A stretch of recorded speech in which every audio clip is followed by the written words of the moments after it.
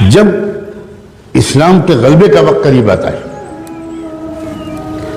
جب حق کے غلبے کا وقت قریب آتا ہے، جب ظلم کے خاتمے کا وقت قریب آتا ہے، جب کفر کے کلمے کے پست ہونے کا وقت قریب آتا ہے، جب دنیا میں امن و انصاف اور کلمہ توحید کے غلبے کا وقت قریب آتا ہے، تب اللہ تعالیٰ چھٹائی کا پروسیس شروع فرماتے ہیں۔ یہ ذہن میں رکھیے گا، اس سے پہلے تک تینوں قسم کے مسلمان ملے جلے رہتے، بالکل ملے جلے، ایک گھر میں تینوں قسم کے مسلمان پائے جاتے، ایک مسجد میں تینوں قسم کے مسلمان، ہر جماعت اور دینی اجتماع میں تینوں قسم کے مسلمان، ہر نشست میں تینوں قسم کے مسلمان، سب کچھ سب ایک ساتھ ہوتا ہے، ملے جلے رہتے کوئی۔ لیکن جب وہ وقت آتا ہے کہ جب اب دودھ الگ ہوگا اور پانی الگ ہوگا، جب اسلام کے غلبے کا وقت، میری بات کو غور سے سننا، بہت امید کے ساتھ اس مسجد میں نے یہ بات چھیڑی، بہت عظیم لوگوں کی طرف یہ مسجد منسوب ہے۔ ہم لوگ عام طور پر نعمتوں کی قدر زندگی میں نہیں کرتے، یہ ہماری مصیبت ہے۔ ہم کسی نعمت، کسی شخصیت کے قدر کے لیے اس کے انتقال کا انتظار کرتے ہیں۔ میں پھر دہراتا ہوں، جب اسلام کے غلبے کا وقت آتا ہے، جب کفر کے کچل جانے کا وقت آتا ہے، جب نظم عالم الٹ پلٹ کر دینے کا وقت اللہ کے بنائے ہوئے پروگرام کے مطابق آ جاتا ہے، باطل کا غلبہ نہیں، کفر کا غلبہ نہیں، ظلم کا غلبہ نہیں، الٹی بات میں کروں، جب کفر کا خاتمہ، جب باطل کے کلمے کے کچل جانے کا اور اسلام کے اور حق کے اور انصاف کے اور امن کے قائم ہو جانے کا وقت جب قریب آتا ہے، تو ہمیشہ اللہ کا معمول ہے یہ ملے جلے تینوں قسم کے مسلمانوں کے ذریعے کبھی بھی حق کا غلبہ نہ ہوا ہے نہ ہوگا۔ اس سے پہلے اللہ تعالیٰ ایک پروسیس شروع کرتے ہیں، ایک ترتیب ہے اللہ تعالیٰ کی، وہ یہ کہ چھانٹ دوں گا میں پہلے قسم کے مسلمانوں کو الگ کر دوں گا، اور دوسرے قسم کے مسلمان بھی پیچھے پیچھے ان کے ساتھ رہیں گے، لیکن تیسرے قسم کے ایک انسان کو بھی میں اپنے مقبول بندوں اور بندیوں کے ساتھ کھڑے رہنے کی اجازت نہیں دوں گا۔ پھر میل تو چھٹے گا، الگ ہوگا۔ اور اس کا طریقہ کیا ہوتا ہے؟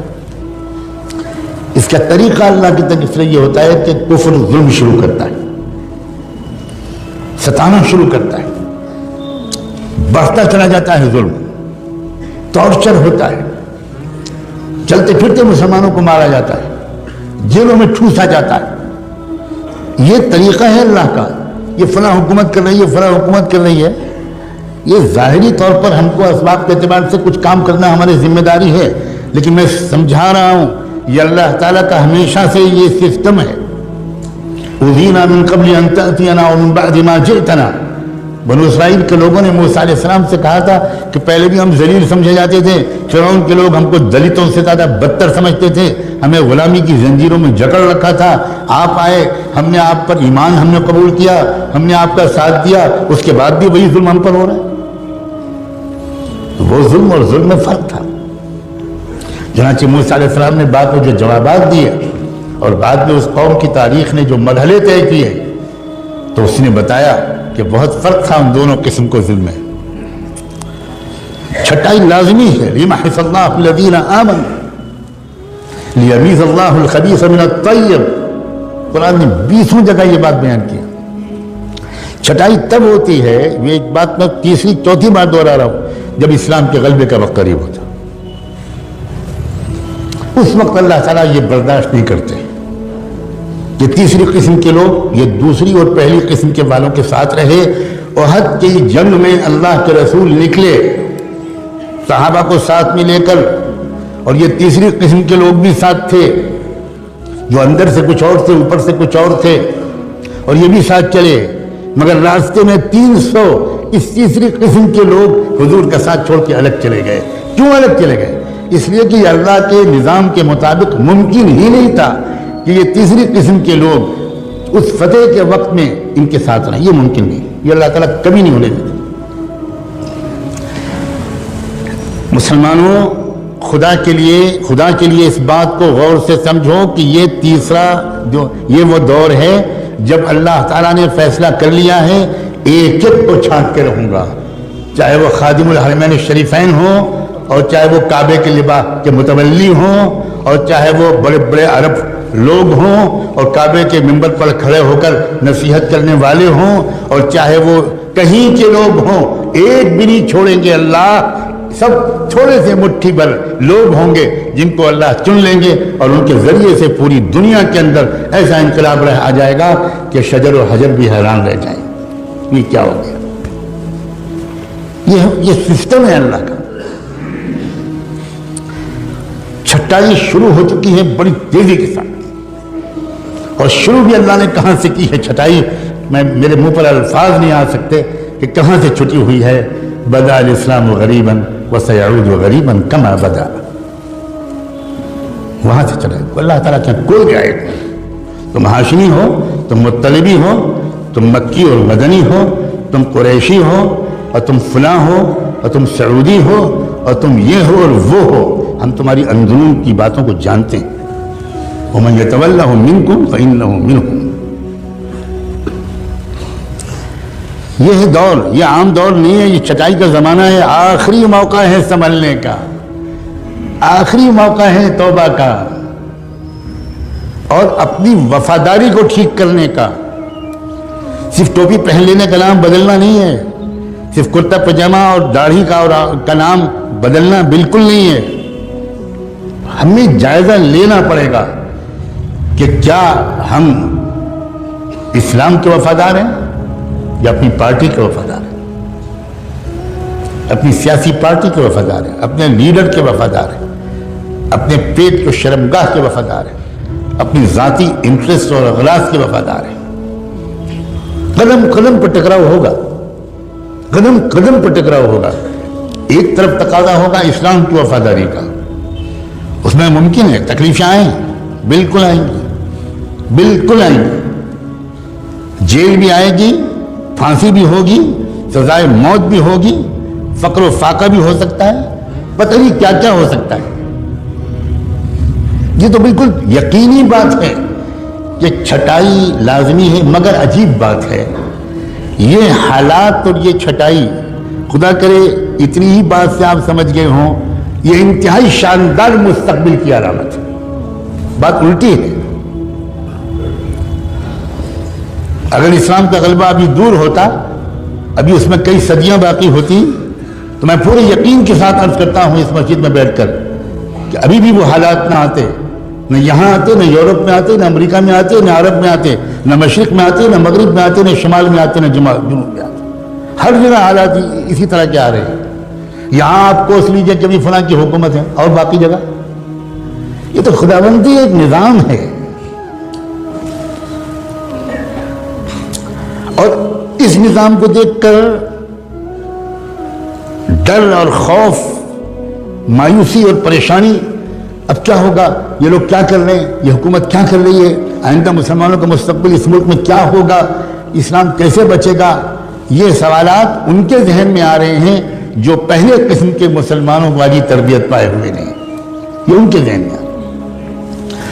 ورنہ جن کا ایمان مضبوط ہے، جن کا علم گہرا ہے، جن کی سمجھداری بہترین ہے، جو قرآن کو سمجھے ہوئے ہیں، جو اچھی صحبتیں پائے ہوئے ہیں، وہ اپنے وقت کو موبائل میں ضائع نہیں کرتے، انٹرنیٹ میں ضائع نہیں کرتے، بازاروں میں گھومنے میں ضائع نہیں کرتے، وہ سمجھداروں کے پاس بیٹھ کر سمجھداری کی باتیں سننے میں اپنا ایک ایک منٹ استعمال کرنے کی کوشش کرتے ہیں۔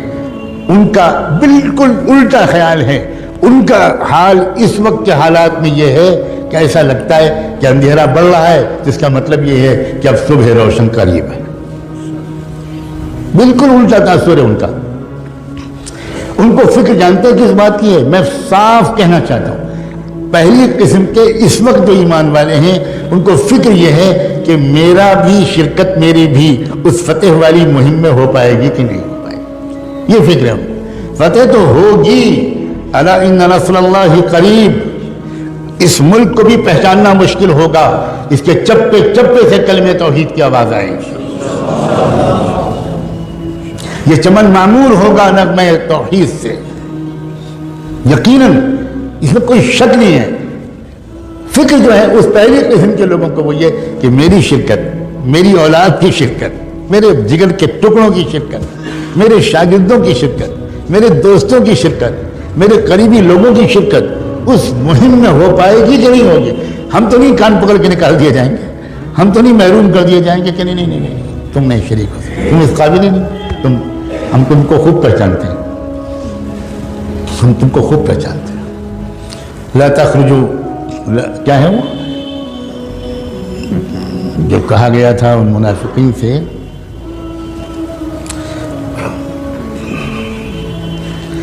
تم کبھی نہیں نکل پاؤ گے.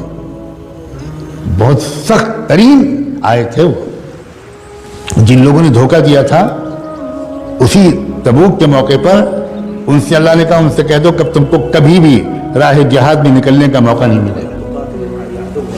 لن تقاتلوا معي عدوا ولن تخرجوا معي ابدا.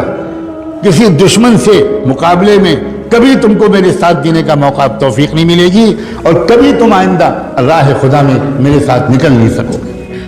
صاف صاف لن تخرجوا معي ابدا. یہ وہ دور ہے جس میں ہم داخل ہیں.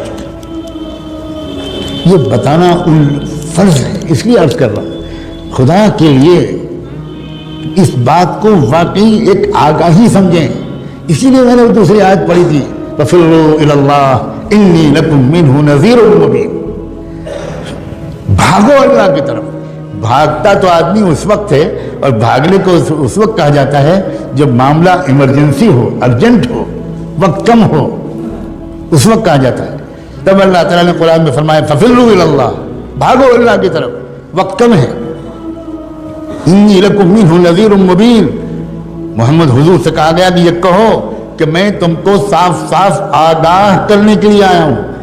آگاہ کرنا، وارننگ دینا، بتانا کہ آگے کیا ہونے والا ہے، منزل آخری کیا ہے، راستہ کیا ہے. یہ وہ دور ہے.